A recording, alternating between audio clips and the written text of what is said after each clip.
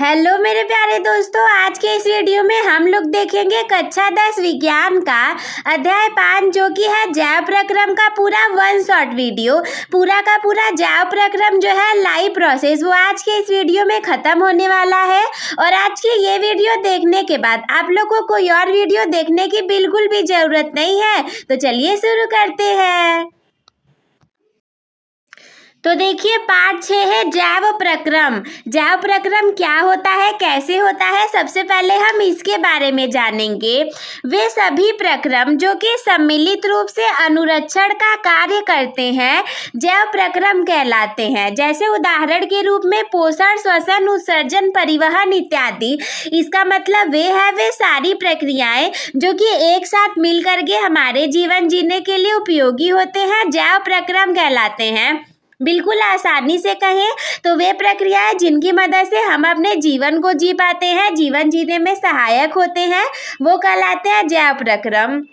जैसे कि श्वसन की प्रक्रिया, अगर श्वसन नहीं होगा तो हम जी नहीं पाएंगे, अगर उत्सर्जन नहीं होगा तो भी हम मर जाएंगे, और अगर खून का परिवहन नहीं हुआ तो भी तो हम मनुष्य मर जाएंगे। तो इसीलिए ये सारी प्रक्रियाएं जैव प्रक्रम का उदाहरण है। इसके बाद अगला है पोषण की। पोषण क्या होता है? देखिए जीवों द्वारा भोजन और अन्य खाद्य पदार्थों के पाचन से पोषक तत्वों को प्राप्त करने की प्रक्रिया पोषण कहलाती है। अब पोषण क्या होता है, बिल्कुल आसान भाषा में कि जैसे हम खाना खाएंगे उससे हमें ऊर्जा प्राप्त हो जाएगा, पोषक तत्व प्राप्त हो जाएंगे, बस वही प्रक्रिया हमारी पोषण कहलाएगी। पोषण के प्रकार की बात करें तो पोषण आपके 2 प्रकार का होता है, स्वपोषी पोषण और विषमपोषी या परपोषी पोषण। स्वपोषी पोषण या फिर परपोषी पोषण। अब सबसे पहला देखें हम कि स्वपोषी पोषण क्या होता है। तो देखिए स्वपोषी का शाब्दिक अर्थ होता है स्वयं को पोषित करना। स्वपोषी, स्व का मतलब है स्वयं को, पोषी का मतलब है पोषित करना। जैसे उदाहरण की बात करें तो हरे पौधे कार्बन डाइऑक्साइड और जल से प्रकाश और पर्णहरिम की उपस्थिति में प्रकाश संश्लेषण की प्रक्रिया द्वारा अपने भोज्य पदार्थों का निर्माण स्वयं कर लेते हैं, और इस प्रकार से वे स्वपोषी कहलाते हैं। जैसे देखिए हमारा भोजन तो हमारी मम्मी बनाती हैं, लेकिन पौधों में तो उनका मम्मी पापा जैसा कोई है ही नहीं। उसमें क्या हो जाता है कि वो लोग अपने भोजन को स्वयं बनाते हैं प्रकाश की उपस्थिति में। तो इसी वजह से ये प्रक्रिया आपकी प्रकाश संश्लेषण कहलाती है, और उनका पोषण प्राप्त करने का तरीका स्वपोषी पोषण कहलाता है। इसके बाद दूसरा है आपका परपोषी या फिर विषमपोषी पोषण। तो देखिए परपोषी या विषमपोषी पोषण क्या है। पोषण का वह तरीका जिसमें जीव अपना भोजन दूसरे जीवों या फिर वनस्पतियों से प्राप्त करता है विषमपोषी पोषण कहलाता है। विषमपोषी पोषण क्या होगा, ये पोषण का वह तरीका है जिसमें कि हम खुद से खाना नहीं बनाएंगे, किसी दूसरे जीवों या वनस्पतियों से हम खाने को प्राप्त करेंगे, तो ये कहलाएगा हमारा विषमपोषी पोषण।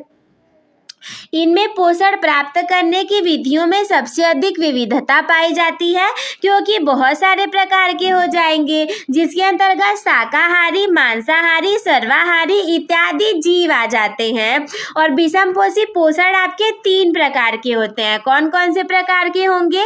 सबसे पहला हम देखेंगे किसके बारे में, प्राणी संभोजी पोषण के बारे में, कि प्राणी संभोजी पोषण कैसा होगा, कौन सा होगा और कौन से लोग करेंगे। तो देखिए प्राणी संभोजी पोषण का मतलब है कि वे जीव जो कि विभिन्न जटिल भोज्य पदार्थों को ठोस या फिर तरल अवस्था में ग्रहण करते हैं कहलाते हैं आपके प्राणी संभोजी। जैसे कि एक बार फिर से पढ़िए, वे जीव जो कि विभिन्न जटिल भोज्य पदार्थों से ठोस या तरल अवस्था में ग्रहण करते हैं प्राणी संभोजी कहलाते हैं। जैसे कि मनुष्य, हम इंसान हो गए, कुत्ता हो गया, बिल्ली हो गई, अमीबा हो गया इत्यादि। हम लोग क्या है, भोजन को स्वयं नहीं बनाते, हम लोग केवल पकाते हैं। और भोजन के लिए हम निर्भर हैं किसके ऊपर में? कोई गाय, बकरी, कुत्ता, मतलब जो लोग खाते होंगे, मांसाहारी होंगे, वो जानवरों के ऊपर निर्भर होंगे। और जो शाकाहारी है वे पेड़ पौधों के ऊपर हैं। और जो लोग सर्वाहारी हैं वो पेड़ पौधे और जानवर सभी के ऊपर निर्भर हैं। तो इसी वजह से हम लोग आ जाएंगे प्राणी संभोजी पोषण में, और अपने भोजन को हम लोग ठोस या तरल अवस्था में ही ग्रहण करते हैं। इसके बाद हम देखेंगे दूसरे प्रकार के बारे में। अब अगला देखिए है दूसरा वाला, परजीवी पोषण। परजीवी पोषण क्या होता है? वे जीव जो कि दूसरे जीवों के शरीर पर आश्रित रह करके उन्हें बिना नुकसान पहुंचाए अपना भोजन प्राप्त करते हैं, ये कहलाते हैं आपके परजीवी। कौन से जीव? जो कि दूसरे जीवों के शरीर पर आश्रित रहेंगे लेकिन उन्हें नुकसान नहीं पहुंचाएंगे। ऐसा नहीं होगा कि वो उनके ऊपर आश्रित हैं तो उन्हें नुकसान पहुंचा दें, तो ये कहलाएंगे आपके परजीवी। जैसे उदाहरण की बात करें तो फीता, कृमि, अमरबेल, खटमल इत्यादि। ये दूसरे पर डिपेंड है लेकिन उसे नुकसान नहीं पहुंचाएंगे। खटमल आप लोग जानते ही हैं, जैसे कि जो बहुत ज़्यादा टाइम की लकड़ियां हो जाती हैं तो उनमें पड़ जाते हैं, लेकिन वो नुकसान नहीं पहुंचाएंगे। वो क्या करेंगे? परजीवी कहलाएंगे और अपना भोजन प्राप्त करेंगे। तीसरा है मृतोपजीवी। मृतोपजीवी क्या होता है? वे जीव जो कि मृत जीवों से अपना भोजन प्राप्त करते हैं, मृतोपजीवी कहलाते हैं। और ये जीव मृत जटिल कार्बनिक पदार्थों को सरल तत्वों में अपघटित करके पोषण प्राप्त करते हैं। मृतोपजीवी को जब आप तोड़ेंगे तो मृत से रिलेटेड है, यानी कि मृत जीवों से अपना भोजन प्राप्त मृतोपजीवी कहलाएगा। जैसे उदाहरण के रूप में कवक, जीवाणु और ईस्ट। इसके बाद स्वपोषी और विषमपोषी पोषण में क्या अंतर है, इसे ध्यान से देखिए। स्वपोषी पोषण जो होता है ये हरे पौधों एवं कुछ जीवाणुओं में पाया जाता है, जबकि विषमपोषी पोषण कवकों और जंतुओं में पाया जाता है। स्वपोषी पोषण सौर ऊर्जा को ग्रहण करने हेतु हरित लवक आवश्यक है, जबकि विषमपोषी पोषण में सौर ऊर्जा की आवश्यकता नहीं होती है और हरित लवक इसमें अनुपस्थित होता है। पेड़ पौधों का उदाहरण याद रखेंगे स्वपोषी में तो सारे पॉइंट आप लिख देंगे। जैसे उन्हें हरित लवक चाहिए होता है लेकिन विषम पोषण में हमें नहीं चाहिए होगा। पौधों को सौर ऊर्जा चाहिए होगा पर विषम पोषण में हमें सौर ऊर्जा नहीं चाहिए होगा। तीसरा है इसमें भोजन स्वनिर्मित कार्बन डाइऑक्साइड और H2O की उपस्थिति में होता है।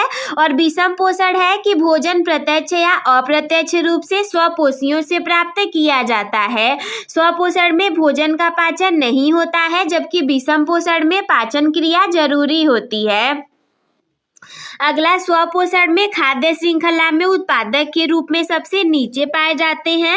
परपोषी जो होते हैं ये खाद्य श्रृंखला में उत्पादक के रूप में उपभोक्ता के रूप में पाए जाते हैं। हम लोग ग्रहण करते हैं तो हम लोग उपभोक्ता हैं, इसी वजह से हम उत्पादक के ऊपर, जो लोग खाना देंगे उसके ऊपर उपभोक्ता के रूप में पाए जाएंगे। इसके बाद बहुत सारी इंपॉर्टेंट चीजें हैं, जैसे विभिन्न जीवों में पोषण में पहला है अमीबा में पोषण। अमीबा एक कोशिकीय और सर्वाहारी जीव है जिसमें कि भोजन के पाचन हेतु कोई भी विशिष्ट अंग नहीं पाया जाता। इसमें आपके प्राणी संभोजी प्रकार का पोषण पाया जाता है जो कि कूट पादाप द्वारा होता है। हम जानते हैं अमीबा में पोषण कूट पादाप द्वारा होता है। अगर आपको अलग अलग टॉपिक पर वीडियोस चाहिए तो आप प्लेलिस्ट में जाकर के देख लीजिए, ये सारी चीज़ें मैंने आप लोग को पहले ही पढ़ा दी हैं। आज हम लोग करेंगे फास्ट ट्रैक तरीके से रिवीजन। इसमें देखिए मुख नहीं होता है, हम जानते हैं अमीबा में मुख नहीं होता है और ये जल के साथ आए भोजन के कणों को कोशिका की सतह द्वारा अंतर्ग्रहित कर लेता है। इसमें भोजन के कण चारों ओर एक खाद्य रिक्ति का निर्माण करते हैं जिससे कि एंजाइमों द्वारा भोजन सरल तत्वों में टूट करके जीव द्रव्य द्वारा अवशोषित कर लिया जाता है, जिसे कि हम अवशोषण कहते हैं। और ये सरल भोज्य तत्व जीव द्रव्य में स्वांगीकृत होकर के वृद्धि हेतु ऊर्जा प्रदान करते हैं। तत्पश्चात अपचित जो भोजन होता है ये कोशिका झिल्ली द्वारा बाहर कर दिया जाता है और जिसे कि हम बहिक्षेप हैं। तो एक बार आप लोग ध्यान से देखिए कि कैसे होगा। सपोज दैट ये कोई अमीबा है, तो सबसे पहले इसमें ऐसे स्ट्रक्चर बन जाएगा ये कूट पादाप की तरह, ताकि इसमें भोजन का कण आ सके। ये कोई भोजन का कण है, ये जो ऐसे है ये इसको पकड़ लेगा। पकड़ने के बाद ये भोजन ऐसे अंदर आ जाएगा और ये अमीबा बंद हो जाएगा। इसके बाद इस अमीबा के अंदर इस भोजन का पाचन, श्वसन जो भी रहेंगी सारी चीज़ें हो जाएंगी और इसके बाद अपशिष्ट पदार्थ के रूप में बाहर निकल जाएंगे जो भी निकलना रहेगा। कुछ इस तरीके से अमीबा में पोषण की प्रक्रिया होती है। इसके बाद अगला है मानव में पोषण। मानव में पोषण हम जानते ही हैं, मैंने मानव में पोषण पाचन तंत्र का सचित्र वर्णन कर दिया था एक वीडियो में, आप उसे देख लीजिए। आज हम लोग करेंगे फास्ट ट्रैक तरीके से रिवीजन।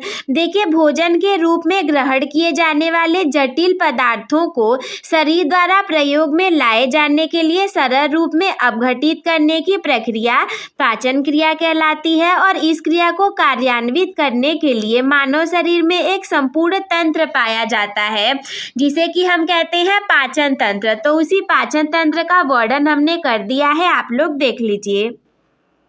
सबसे पहले भोजन आपके मुख में जाता है, मुख गुहा में जाता है। तो ये भोजन नली का अग्रभाग है और इसी के द्वारा भोजन का अंतर्ग्रहण किया जाता है। मुख गुहा में लार ग्रंथियां पाई जाती हैं जिनसे कि निकलने वाले लार भोजन को निगलने में सहायक होते हैं और कार्बोहाइड्रेट को पचाने में भाग ले लेते हैं। लार में उपस्थित टैलिन नामक एंजाइम स्टार्च को शर्करा में बदल देता है और भोजन का यहाँ और अधिक पाचन नहीं हो पाता। जीभ पर स्थित स्वाद कणिकाओं पे स्वाद का अनुभव होता है। सबसे पहले भोजन जो आपके मुख में जाएगा उसमें टाइलिन और लाइसोजाइम नाम के दो एंजाइम मिल जाते हैं और वो दो एंजाइम भोजन को आपके गलाने में और जो बाहर से कीटाणु विषाणु रहते हैं उसे मारने में हेल्प करते हैं। और इसके बाद भोजन आपका ग्रसिका में जाता है।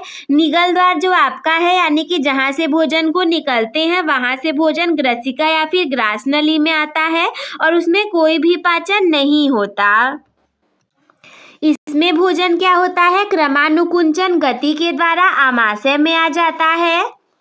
और इसके बाद फिर आमाशय में क्या होगा, आमाशय में भोजन आते ही सबसे पहले हार्मोन निकलने लगेगा जिसका नाम है गैस्ट्रीन हार्मोन, जो कि जठर ग्रंथियों को सक्रिय करता है। जठर ग्रंथियों से जठर रस निकलता है और जठर रस में एसियल पेप्टिन और रेनिन नामक एंजाइम होते हैं।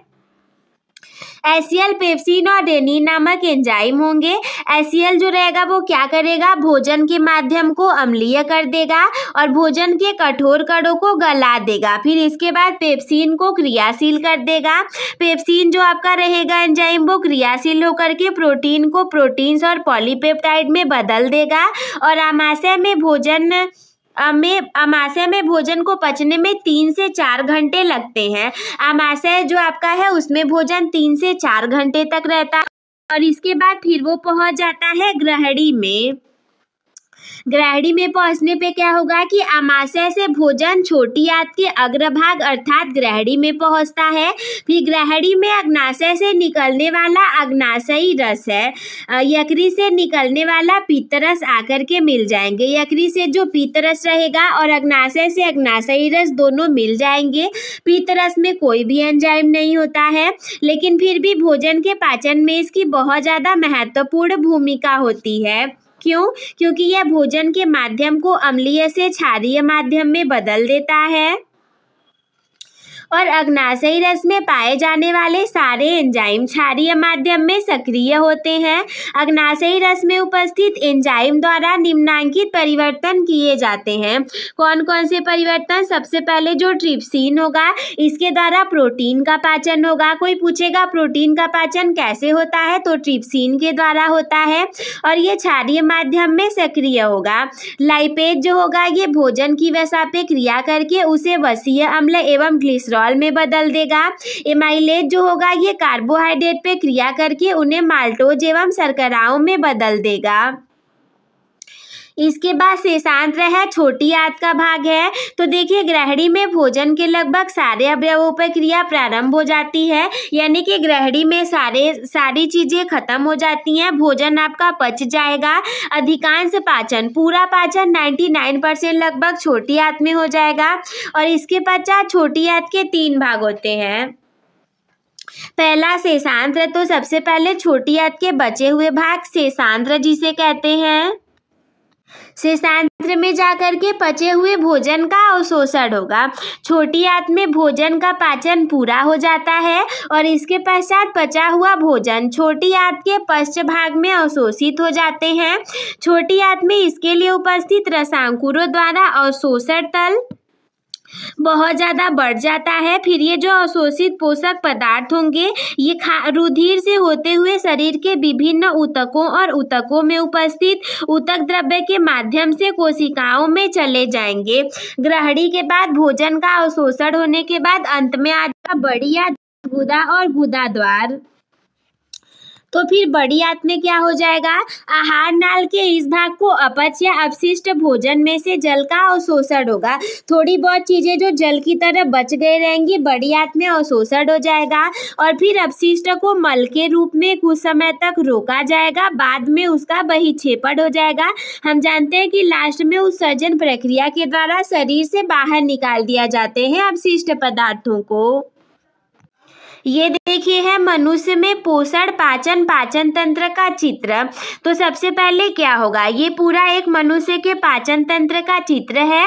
यहाँ पर आपके दांत रहेंगे, जीवा रहेगी और इसी के जस्ट ऊपर लार ग्रंथियां पाई जाएंगी और ये आपका ग्रसनी है।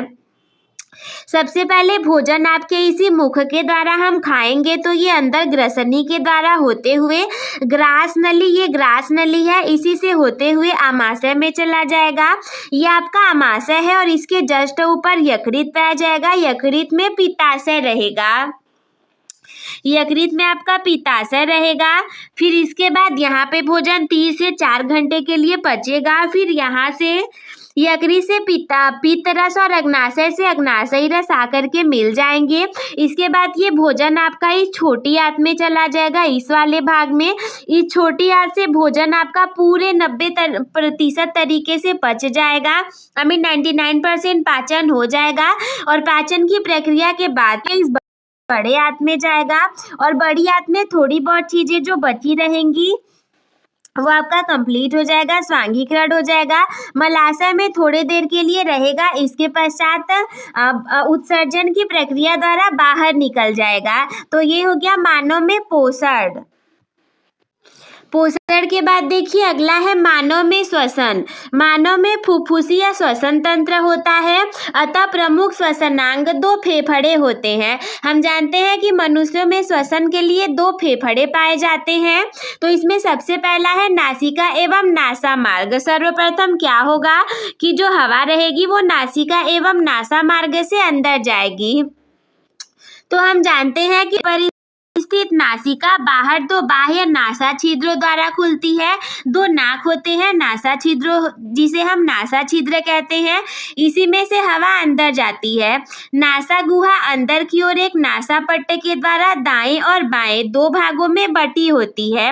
नासा गुहा अंदर एक टेढ़े मेढ़े घुमावदार रास्ते में खुलती है और नासिका के प्रारंभ में छोटे छोटे बाल होते हैं। हम जानते हैं कि नाक में स्टार्टिंग में छोटे छोटे बाल होते हैं और उसका कारण ये है कि जो धूल उल जाते हैं उस धूल के कणों को वायु के साथ अंदर जाने से रोक देते हैं। नासा मार्ग में एक श्लेष्मिक झिल्ली पाई जाती है और जिसमें कि चिकना तरल श्लेष्मक स्रावित होता रहता है। हम जानते हैं नाक में थोड़ा तेल की तरह ऐसा रहता है जिसे कि हम श्लेष्मा कहते हैं। श्लेष्मक स्रावित होता रहता है। नासा मार्ग आपके ग्रसनी में खुलता है। ग्रसनी मैंने आप लोग को बता ही दिया है। इसके बाद अगला आता है आपका कंठ या फिर स्वर यंत्र। तो ग्रसनी के भीतरी भाग में निकल द्वार से पहले एक छिद्र होता है और जिसे कि घाटी या कंठ द्वार कहते हैं। हम जानते हैं जहाँ से हम आवाज निकालते हैं वो आपका कंठ द्वार या घाटी है। इसको ढकते हुए उपास्थि का बना एक घाटी ढापन होता है। जैसे कि एक आपका वायु नाल है, एक आपका भोजन वाला नाल है, तो यही ऊपर आपकी एक घाटी ढापन पाई जाती है जो कि भोजन निगलते समय घाटी को बंद कर देगा। क्या होगा कि जब आपको खाना खाना होगा तो ये श्वास नली को बंद कर देगा, और जब श्वास लेना होगा तो भोजन वाले को बंद कर देगा। और इसके बाद अगला आ जाता है श्वास नाल। श्वास नाल के बारे में बहुत इंपॉर्टेंट है, पढ़ लीजिए। श्वास नाल क्या है? लगभग 10 से 12 सेंटीमीटर लंबा और 1.5 से 2.5 सेंटीमीटर व्यास का नली होता है, जो कि बच्चे में पहुंच करके, बच्चे यानी कि जो आपका सीना वाला पार्ट है, 2 छोटी शाखाओं में विभाजित हो जाएगा। अभी हम डायग्राम के माध्यम से समझाएंगे तो आप लोग को अच्छे से समझ में आ जाएगा। जब 2 भागों में विभाजित हो जाएगा तो उसे हम कहेंगे श्वसनिया। प्रत्येक श्वसनी अपनी ओर के फेफड़ों में प्रवेश कर जाएगी और विभिन्न शाखाओं और उपशाखाओं में बढ़ जाएगी और वायु कोशों में प्रवेश करके समाप्त हो जाएगी। अभी डायग्राम के माध्यम से अच्छे से हम लोग समझेंगे। श्वास नली की भित्ति में 16 से 20 सी के आकार के अधूरे छल्ले होते हैं, जो कि वायु न होने पर इनकी दीवारों पर चिपकने से रोकते हैं और वायु की अनुपस्थिति में ये नली पिचकने से बच जाती है। इसके बाद अगला है फेफड़े या फुफ्फुस। फेफड़े मनुष्य के प्रमुख श्वसन अंग होते हैं। कोई पूछेगा मनुष्य का प्रमुख श्वसन अंग क्या है, तो आप बताएंगे कि फेफड़े हैं। ये संख्या में देखिए 2 होते हैं। फेफड़े संख्या में 2 होते हैं। कोई पूछेगा कितने जोड़ी फेफड़े, तो 1 जोड़ी, और 1 जोड़ी का मतलब 2 फेफड़े। ये हल्के गुलाबी रंग के कोमल और लचीले अंग होते हैं, जो कि वक्ष गुहा में हृदय को घेरे हुए होते हैं। प्रत्येक फेफड़े के चारों ओर पतली एवं दोहरी झिल्ली होती है, जिसे कि हम फुफ्फुस आवरण कहते हैं। जिस आवरण से फेफड़ा आपका घिरा होता है वो कहलाता है फुफ्फुस आवरण, और फेफड़े जिस गुहा में पाए जाते हैं उसे कहते हैं फुफ्फुस गुहा। फुफ्फुस गुहा में एक लसदार तरल द्रव्य भरा होता है, जो कि फेफड़ों की सुरक्षा करता है। जैसे कि ये आपके फेफड़े हैं, तो इस फेफड़े के ऊपर ऐसा आवरण पाया जाएगा और इसके बीच में ऐसे तरल पदार्थ भरा होगा, जो कि फेफड़े की सुरक्षा करेगा। और इसके बाद ये तरल फुफ्फुस आवरण को नम और चिकना बनाता है, जिसके कारण फुफ्फुस आवरण में घर्षण नहीं हो पाता और दोनों फेफड़ों को उनकी गुहाओं के बीच में केवल एक संकरा स्थान होता है, जिसमें कि श्वास नाल, श्वसनिया, ग्रास नली, हृदय सारे अंग रहते हैं। अब हम इसे चलिए डायग्राम के माध्यम से समझते हैं। ये देखिए है मनुष्य के श्वसन तंत्र का चित्र। आप इसे 3 नामों से जानेंगे: मानव में श्वसन, मनुष्य का श्वसन तंत्र, या फिर मनुष्य के श्वसन अंग। सबसे पहले नासा मार्ग के द्वारा वायु हमारे नाक से अंदर जाएगी। यह आपकी ग्रसनी है, यहाँ पे कंठ द्वार है। ये श्वास नलियाँ हैं। श्वास नली से होते हुए ये 2 भागों में बटेगी, श्वसनी कहलाएगी। ये आपका फेफड़ा है, इसी फेफड़े जाएगा आपका। बीच में यहाँ पे हृदय है, ये छोटे छोटे वायु कोष्ठक पाए जाते हैं और नीचे आपका तंतुपट या डायफ्राम होता है और यहाँ पे फुफ्फुस आवरण रहेगा। यहाँ पे वायु जो रहेगा आपका वो कार्बन डाइऑक्साइड, ऑक्सीजन अलग हो जाएंगे और पूरे शरीर में पहुँच जाएंगे हृदय के माध्यम से। तो इसके बाद अगला हम देखेंगे। अगला हम पढ़ेंगे मानव हृदय के बारे में। देखिए, हृदय मानव शरीर का एक अत्यंत महत्वपूर्ण अंग होता है और हृदय विशेष प्रकार की हृदय पेशियों के द्वारा बना होता है। ये जो पेशियां होती हैं ये जीवन पर्यंत क्रियाशील होती हैं। हम जानते हैं कि जब तक हृदय चल रहा है तब तक हम भी चल रहे हैं और हृदय के रुकते ही हमारी भी सांसें रुक जाएंगी और फिर जीवन नहीं रहेगा। यानी कि हृदय जो है जीवन पर्यंत क्रियाशील रहता है। हृदय विभिन्न अंगों से रुधिर यानी कि ब्लड यानी कि खून को एकत्रित करके विशेष वाहिनियों की सहायता से इसे विभिन्न अंगों में पंप कर देता है। जब हम हृदय के बाहरी संरचना की बात करेंगे तो हृदय वक्ष गुहा में फेफड़ों के बीच में स्थित होता है और इसका अधिकांश भाग वक्ष के बाएं ओर और थोड़ा सा भाग अस्थि के दाएं ओर होता है। हृदय एक्चुअली आपका बीच में होगा लेकिन वो ज़्यादातर बाएं की तरफ घुमा होता है, तो सब लोग बोलते हैं कि हृदय बाएं ओर स्थित है, परंतु वो ज़्यादातर उधर मुड़ा हुआ है। और थोड़ा सा भाग दाएं तरफ भी निकला हुआ होता है। ये एक बंद मुट्ठी के आकार का होता है। आप अपनी मुट्ठी को बंद करेंगे तो जैसा आपका आकार दिखेगा बंद मुट्ठी का बिल्कुल हृदय वैसा ही दिख जाता है। और ये 4 कोष्ठकों में बटा रहता है। हृदय आपके 4 भागों में बटा हुआ होता है। आप हृदय को जैसे ऐसे बनाएंगे तो ये हृदय आपका 4 भागों में बटा हुआ है। और इसके बाद अगला क्या है कि हृदय चारों ओर से हृदयावरण से घिरा हुआ रहता है, यानी कि हृदय के ऊपर जो आवरण पाया जाता है वो कहलाता है हृदयावरण और उसी से घिरा रहेगा। हृदय का अग्र चौड़ा भाग आलिंद के पश्च नुकीला भाग नीला कहलाता है। हृदय का जो आगे चौड़ा भाग रहेगा वो आलिंद कहलाएगा और पीछे वाला नुकीला भाग आपका नीला कहलाता है। हृदय के बाएं भाग में शुद्ध और दाएं भाग में अशुद्ध रक्त भरा रहता है। बायां नीला दाएं की अपेक्षा बड़ा और पेशीय होता है तथा पश्च महाशिराएं अशुद्ध रक्त को दाएं आलिंद में और फेफड़ों से शुद्ध रक्त को फुफ्फुसीय शिराएं बाएं आलिंद में पहुंचा देती हैं।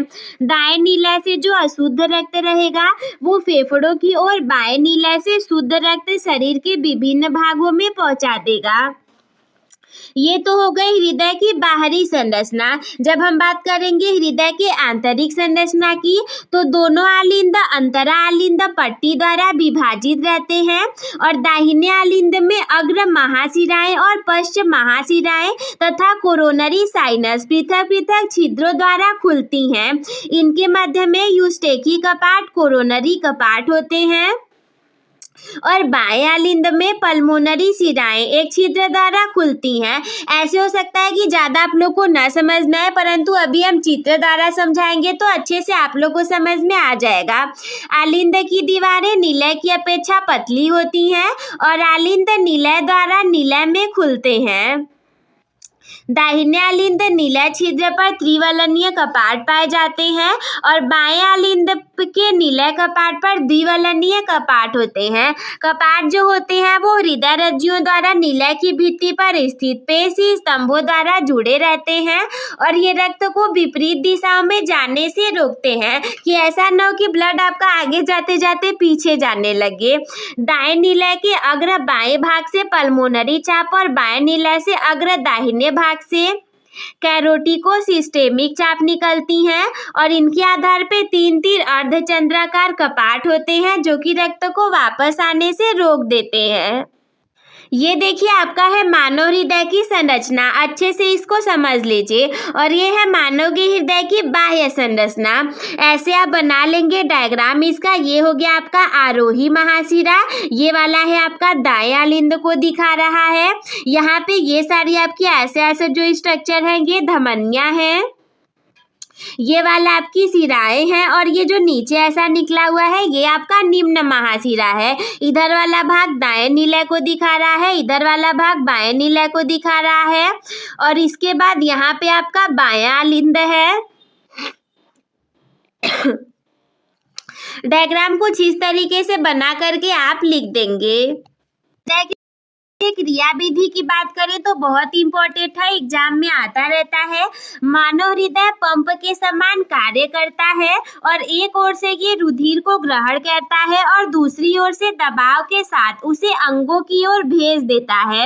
ये नियमित सतत एवं जीवन पर्यंत कार्य करता रहता है और एक सामान्य मनुष्य का हृदय 1 मिनट में 72 से 75 बार धड़कता है।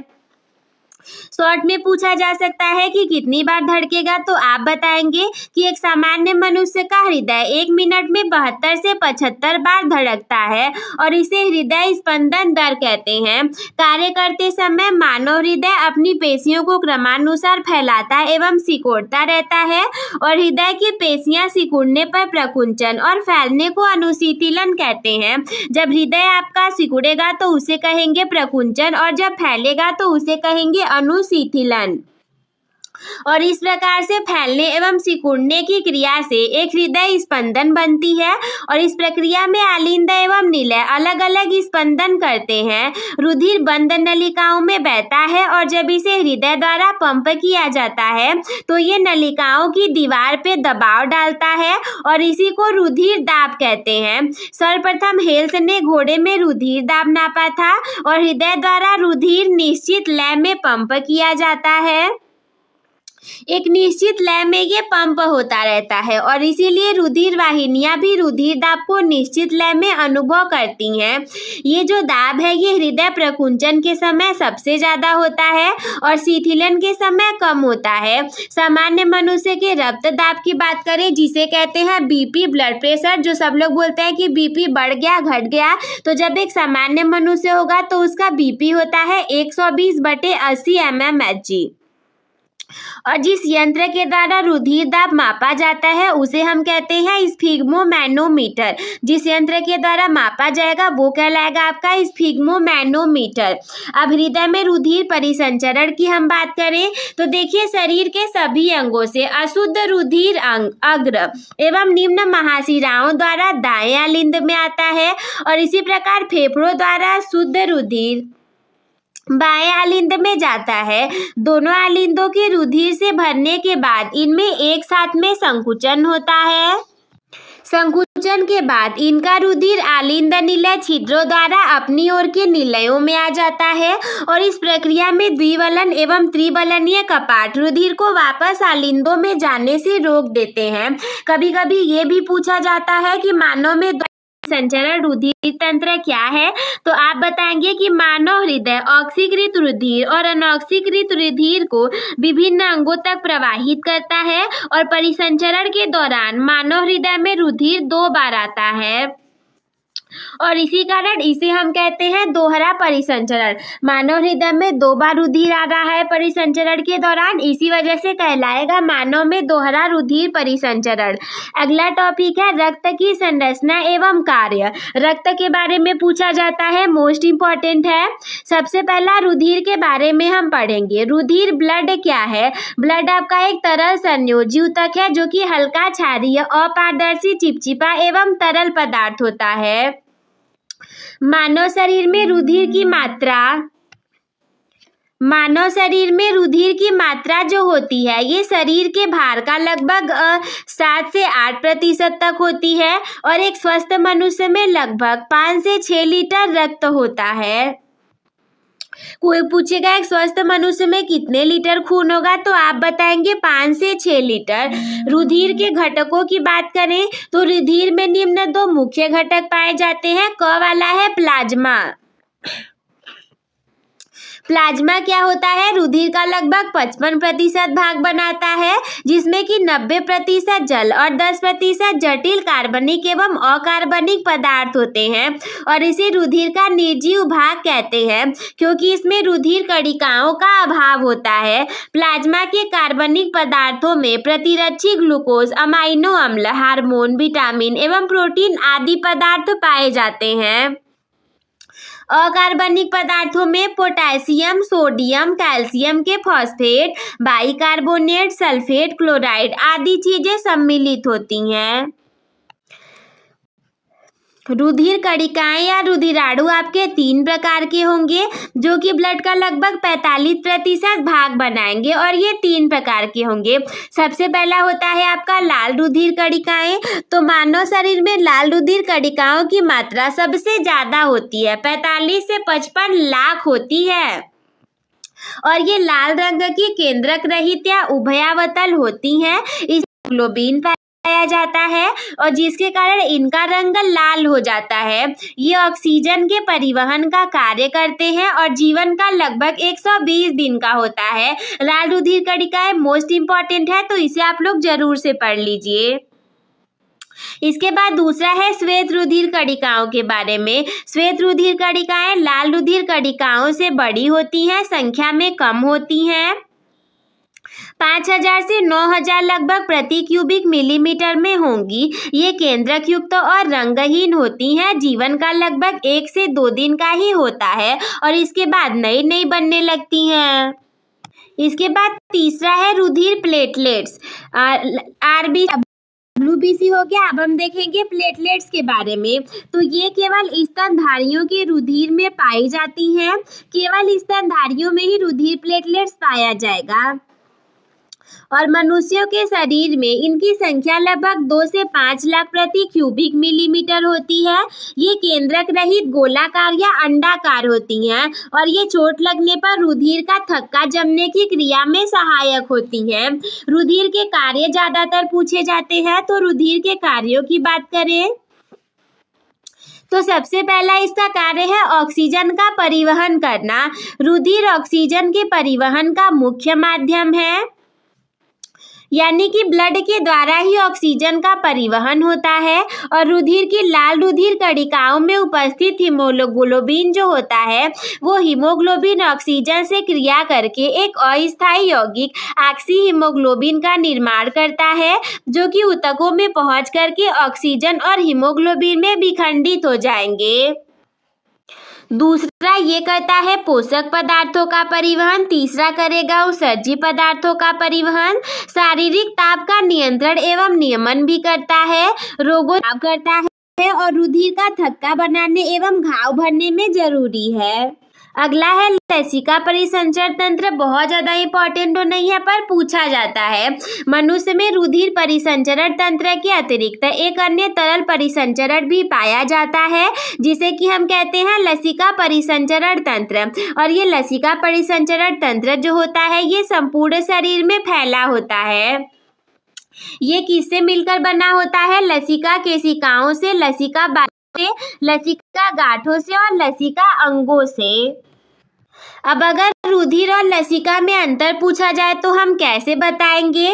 रुधिर एवं लसिका में अंतर देखिए, रुधिर में लाल रुधिर कणिकाएं पाई जाती हैं और लसिका में लाल रुधिर कणिकाएं नहीं पाई जाती। रुधिर में ऑक्सीजन और पोषक पदार्थ ज्यादा में पाए जाते हैं, जबकि लसिका में उत्सर्जी पदार्थों की मात्रा ज्यादा होती है।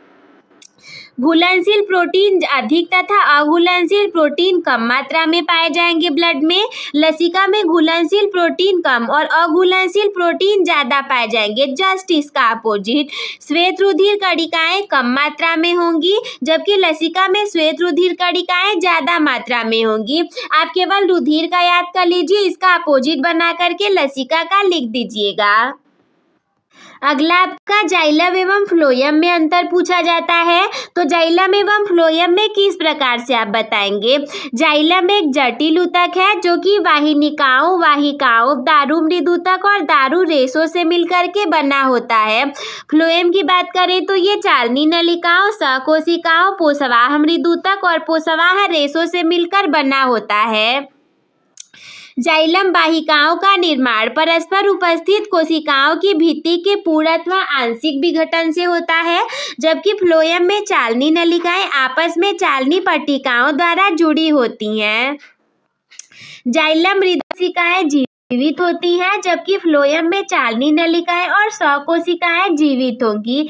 जाइलम का मुख्य कार्य होगा जड़ों द्वारा अवशोषित जल एवं खनिज को पादप के अन्य भागों तक पहुंचाना, जबकि फ्लोएम का मुख्य कार्य है कि पत्तियों द्वारा निर्मित भोज्य पदार्थों को पादप के अन्य भागों में पहुंचाना। अगला है मानव में उत्सर्जन की प्रक्रिया। देखिए, शरीर में विभिन्न उपापचयी क्रियाओं में अनेक अपशिष्ट या वर्ज्य पदार्थ बनते हैं, यानी कि बेकार खराब पदार्थ बनते हैं, जिनका कि शरीर में कोई भी उपयोग नहीं होता है और ये हमारे शरीर के लिए हानिकारक होते हैं और इसी वजह से इनको शरीर से बाहर निकालना आवश्यक हो जाता है। अपशिष्ट पदार्थों को शरीर से बाहर निकालना ही उत्सर्जन कहलाता है। प्रमुख उत्सर्जी अंगों की बात करें तो मानव शरीर में प्रमुख उत्सर्जी अंग वृक्क होते हैं और वृक्क के अतिरिक्त मनुष्य में यकृत, त्वचा, फेफड़े और आंत भी उत्सर्जन में मदद करते हैं। तो सीधी सी बात है कि बेकार पदार्थों का शरीर से निकल जाना उत्सर्जन की प्रक्रिया कहलाएगी और मनुष्य में प्रमुख उत्सर्जन अंगों में आ जाएंगे यकृत, त्वचा और कभी कभी आंत भी। अब आपके एग्जाम में है वो धमनी और शिराओं में अंतर भी पूछा जाता है। तो धमनियां रक्त को हृदय से अंगों तक लेकर के आती हैं, जबकि शिराएं रक्त को अंगों से हृदय में लेकर के जाती हैं। धमनी का जस्ट अपोजिट शिरा में हो जाएगा। धमनी में शुद्ध रक्त बहता है, शिराओं में अशुद्ध रक्त बहता है। लेकिन एक अपवाद भी है कि फुफ्फुसीय धमनी में अशुद्ध रक्त बहता है, जबकि फुफ्फुसीय शिरा में शुद्ध रक्त बहता है। इसके बाद धमनी के रंग की बात करें तो ये गुलाबी या गहरे लाल रंग की होंगी। शिराएं आपकी गहरी लाल या नीले रंग की होंगी। धमनियों की भित्ति मोटी होगी, शिराओं की भित्ति अपेक्षाकृत पतली होगी। धमनी की गुहा सकरी होती है और शिराओं की गुहा चौड़ी होती है। धमनियों में रक्त अत्यधिक दबाव के साथ रुक रुक कर बहता है, जबकि शिराओं में रक्त धीमी गति से निरंतर तथा कम दबाव के साथ बहता है। धमनी में कपाट नहीं होते हैं और शिराओं में कपाट पाए जाते हैं। अगला है श्वसन एवं श्वासोच्छ्वास में अंतर। श्वासोच्छ्वास जो प्रक्रिया है आपकी, निःश्वसन में वातावरण से वायु श्वसन अंगों तक पहुंचेगी और श्वसन आपकी एक अपचयी क्रिया है जिसमें कि कार्बनिक भोज्य पदार्थों का ऑक्सीकरण होगा। श्वासोच्छ्वास उच्च श्वसन में श्वसन अंगों से कार्बन डाइऑक्साइड और जल वाष्प युक्त वातावरण में वापस चली जाएगी। श्वसन क्या है? ऑक्सीकरण के फलस्वरूप कार्बन डाइऑक्साइड और जल वाष्प बनती है और ऊर्जा आपकी मुक्त हो जाती है।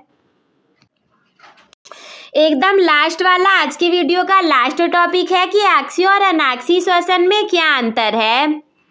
ऑक्सी श्वसन ऑक्सीजन की उपस्थिति में होगा, नाम से ही स्पष्ट है, जबकि अनॉक्सी श्वसन अनॉक्सी श्वसन में ऑक्सीजन की आवश्यकता नहीं होगी। ऑक्सी श्वसन में कार्बन डाइऑक्साइड, जल एवं ऊर्जा अंतिम उत्पाद के रूप में बनेंगे, जबकि अनॉक्सी श्वसन में प्रायः एथिल एल्कोहल, कार्बन डाइऑक्साइड एवं ऊर्जा अंतिम उत्पाद के रूप में प्राप्त होंगे। ऑक्सी श्वसन में ग्लूकोज का पूर्ण ऑक्सीकरण होता है, जबकि में ग्लूकोज का आंशिक ऑक्सीकरण होता है। ऑक्सी श्वसन में 38 एटीपी ऊर्जा निकलती है और अनॉक्सी श्वसन में 2 एटीपी ऊर्जा निकलती है। ऑक्सी श्वसन में श्वसन स्वपोषी पादपों और अधिकतर जंतुओं में होता है, जबकि अनॉक्सी श्वसन में अनेक कवकों जैसे कि ईस्ट, अनेक जीवाणु और मनुष्यों में अधिक कार्य करते समय पेशियों में होता है। तो ये आज की वीडियो का हमारा लास्ट टॉपिक था। आई होप मेरे प्यारे भाइयों बहनों कि आप लोग को ये सारी चीज़ें एकदम अच्छे से समझ में आ गई होंगी, सब कुछ क्लियर हो गया होगा। कोई डाउट होगा तो कमेंट कर से ज़रूर पूछिएगा। चैनल को सब्सक्राइब कर लीजिए, नए हैं तो वीडियो को लाइक कर दीजिए, दोस्तों के साथ शेयर कर दीजिए, क्योंकि इस चैनल पर अब से आप लोग को डेली ऐसी ही वीडियोस मिल जाएंगी। तो आज की इस वीडियो में इतना ही। हम मिलते हैं आपसे किसी अगले वीडियो में, तब तक के लिए धन्यवाद। मस्त रहिए, स्वस्थ रहिए, व्यस्त रहिए, आप सभी हंसते खेलते और मुस्कुराते रहिए।